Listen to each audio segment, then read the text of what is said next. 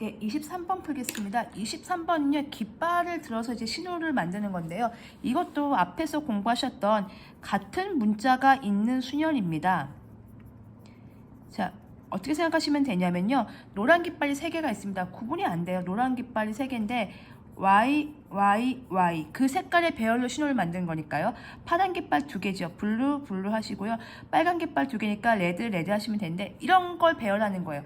그러면 같은 문자가 있는 순열에서 잠깐 공부를 해보시면 만약에 A, B, C 만약에 이렇게 3가지 문자가 다 달랐어요. 그러면 이건 얼마죠? 배열하는 게 3 곱하기 2 곱하기 1이죠. 구분하는 게. 그런데 A, A, B 이렇게 해봅시다. 같은 문자가 있어요. 그러면 이거는 원래는 3 곱하기 2 곱하기 1이 맞습니다. 3개를 배열하니까. 근데 문제가요. 제가 편의상 A, A를 구분하기 위해서 똑같은 반에 한 반에 김미영이 둘이 있어요. 근데 이제 보면 알아요. 어떤 김미영, 이 김미영 다르니까 구분할 수 있는데 출석부에 이름이 있을 때는 김미영, 김미영이 구분이 안 가요. 이게 김미영이 누구고 이 김미영이 누군지.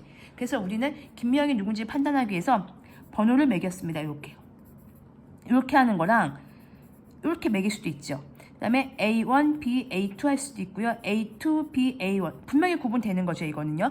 우리가 직접 보고 구분을 하면요. 근데 B가 만약에 여기 있고 A1, A2가 있고요. B가 있고 A2, A1이 있습니다. 근데 문제는 이거를 그냥 출석부로 봤을 때는 얘도 A, A, B예요. A, A, B예요. 둘 다 A, A, B예요.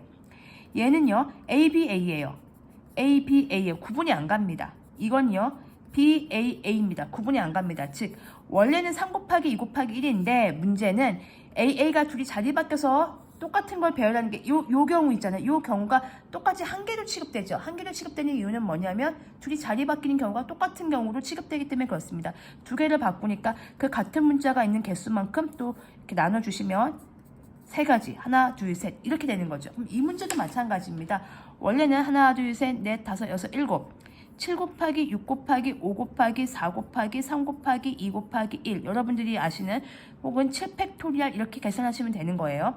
근데 거기서 YY가 자기들끼리 자리 바뀌어서 만드는 경우가 똑같은 애들을 만들겠죠. 그 YY가 배열하는 경우가 3 곱하기 2 곱하기 1이고요. 3팩으로 나눠주시면 되는 거고요. B가 또 2 곱하기 1이죠. 그리고 R이 그러니까 2팩이고요. 또 2 곱하기 1입니다. 이렇게 나눠주게 되겠습니다.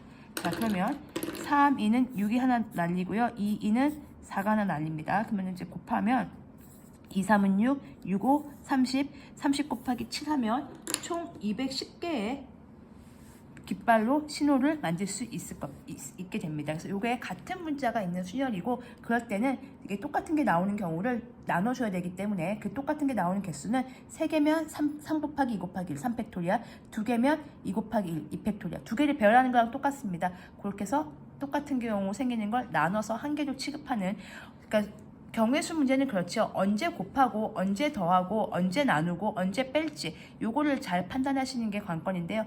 요건 이제 나눠줘야 됩니다. 같은 게 생기기 때문에 그거를 같은 걸로 취급을 해야 되기 때문에 그렇습니다.